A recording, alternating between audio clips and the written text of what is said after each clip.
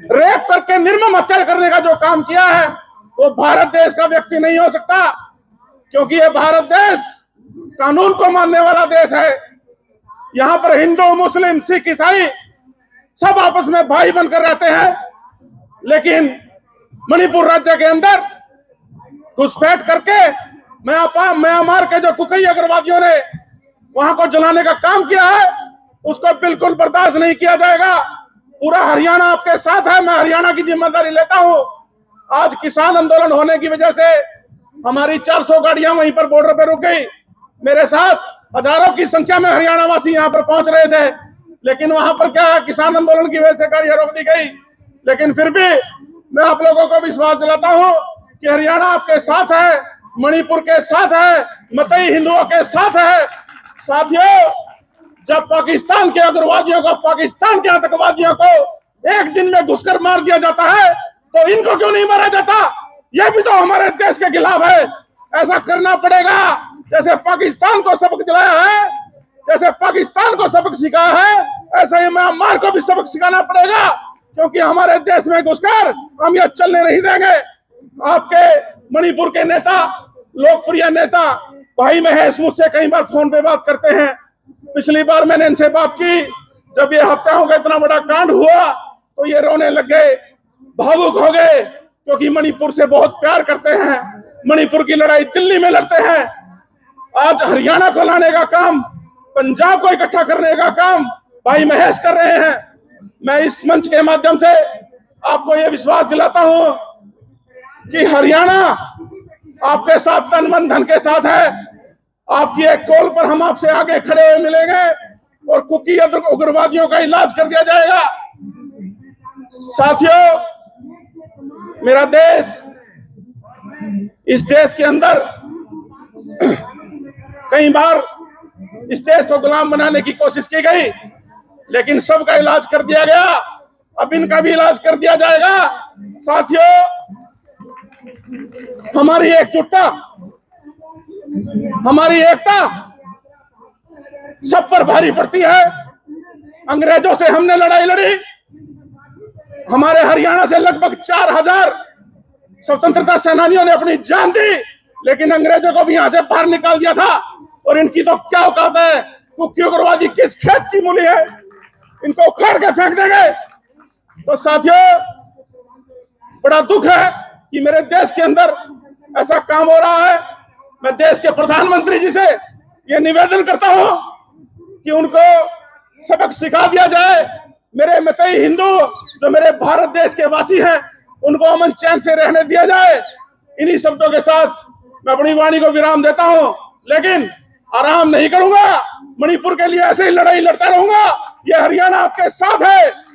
साथ एक नारा लगाएंगे, डॉक्टर भीमराव अंबेडकर अमर रहे, डॉक्टर भीमराव अंबेडकर अमर रहे। मणिपुर के सम्मान में, हरियाणा मैदान में, मणिपुर के सम्मान में, मणिपुर के सम्मान में।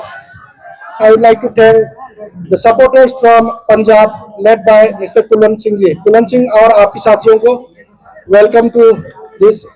इस स्टेज में आप लोगों को आने के लिए धन्यवाद। आप लोगों ने हमको सपोर्ट किया। नमस्कार, खुरुमसरी मयांबू आई मतम याम में सांगल से एंड मैं हिंदी और इंग्लिश में बोलना चाहूँगा, क्योंकि हमारे जितने भी मैतेई समुदाय के भाई बहन और बच्चे लोग जो है, इनको तो पता है पिछले 2 साल से क्या हो रहा है मणिपुर में और हमारे ऊपर क्या बीत रहा है। मैं नॉन मणिपुरी लोगों को मैं अपना कहानी, अपना नहीं हमारा कहानी, मैं बहुत फ्यू लाइन्स में बताना चाहूँगा। मैं हमेशा अपने आप को एक भारत का अच्छा नागरिक समझता रहा and I am proud to be an Indian. But जैसे अनिल जी ने कहा था कि मैं after serving so many years in the Indian air force, sacrificing the comfort of life in serving the nation, और हमारे मैतेई समुदाय जो सफर कर रहा है, इसमें भारत सरकार या पॉलिसीज जो है उसको देख के बहुत निराश हुआ था। तो मैं इस संघर्ष में मैं भी सामने आके मैती समुदाय के साथ लड़ने लग गया था। और मैं कुछ चंद 1-2 महीने में जो हुई घटना जो है मैं आप सबके सामने मैं कुछ घटनाएं रखना चाहूंगा। 11 अक्टूबर को 3 मैती का यूथ्स को किडनैप किया गया था। आउट ऑफ दिस 3 एक को तो छोड़ दिया था एंड ऐसे पता चला कि वो असम राइफल्स के कुछ एग्जाम देने के लिए फिजिकल टेस्ट के लिए गए थे और उनमें अनफॉर्चुनेटली एक बफर जोन क्रिएट किया गया। अपने भारत के अंदर ही एक बाउंड्री क्रिएट किया गया भारत सरकार के द्वारा, सिक्योरिटी फोर्सेस से इंपोज कराएगा। वो उस बफर जोन को लाइन तो है ही नहीं कई जगह पे, तो बच्चे लोग चले गए और कुकी लोग ने उसको पकड़ के किडनैप किया। They have been exchange with 11 criminals staying in the jail. ये ऐसे जघन्य अपराध है। ये घटना बहुत निंदनीय घटना थे। ये 11 अक्टूबर को हुआ था। उसके बाद हम पिछले 2 साल से तकरीबन 2 साल से NH-37 एंड NH-2 जो है हमारा लाइफलाइन है, उसके ऊपर मैती को जाने का कोई हक नहीं है।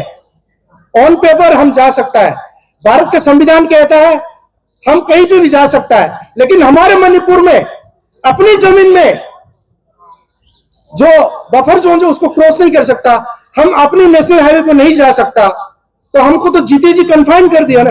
It's a wrongful confinement. और जाता है तो ये आप लोग ने सुना होगा मीडिया में, नहीं सुने तो आप गूगल में सर्च कीजिए। पिछले साल 19 जुलाई और इस साल 21 जुलाई को 2 बसेस, वो बस मैती को बिलोंग करते थे, CRPF को लेके आ रहे थे। टंगपोपिकेर की एक जगह है, this is about 25 kilometre from Imphal. वहां पे कुकी समुदाय ने सारे CRPF वालों को बस से उतार दिया गया और वो दोनों बस को जला दिया गया। ये 2 बार हुआ है।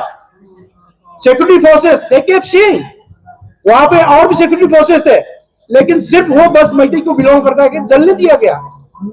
और मीडिया में it is shown as a restraint shown by the security forces. ये हमारा जान और माल का कोई कीमत नहीं है क्या? तो ये आप सबको जानना जरूरी है। जो मैती समाज और हमारे क्लोज सपोर्टर्स को तो पता ही है, लेकिन भारत में जितने भी हमारे सिटीजन है इनको पता नहीं है। मैं इनको ये बताना चाहता हूं। और हाल ही में जिरीबाम में अटैक हुआ था, कुकी टेररिस्ट, वो लोग कहते वॉलंटियर्स।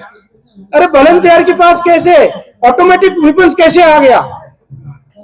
इनने 11 लोग, कितनी संख्या कितना है, पुलिस और CRPF को अटैक किया और CRPF और पुलिस ने रिटालिएट किया तो 11 लोग मारे गए थे और इनको बोलता है volunteers. How can be volunteers? ये UAPA 1967 और भारतीय न्याय संहिता का सेक्शन 111 और UAPA का सेक्शन 15 इट डिफाइंस टेररिस्ट। ये बहुत लोग को जानते होंगे, नहीं जानते आप गूगल में सर्च कीजिए। It qualifies this terrorist to be declare as a terrorist. सारे इनने भी कितना काम किया है, सिविलियन को मारना, जो फार्मर्स, जो किसान, जो हार्वेस्टिंग करते समय गोली चला के मार दिया गया, और किडनैप करना और नेशनल हाईवेज रोकना, ये सब टेररिस्ट के अंदर आता है। लेकिन इनको टेररिस्ट क्यों नहीं घोषित किया जाता है? ये आप लोग हमारी आवाज में आवाज मिलाइए और भारत सरकार को प्रेशर दीजिए।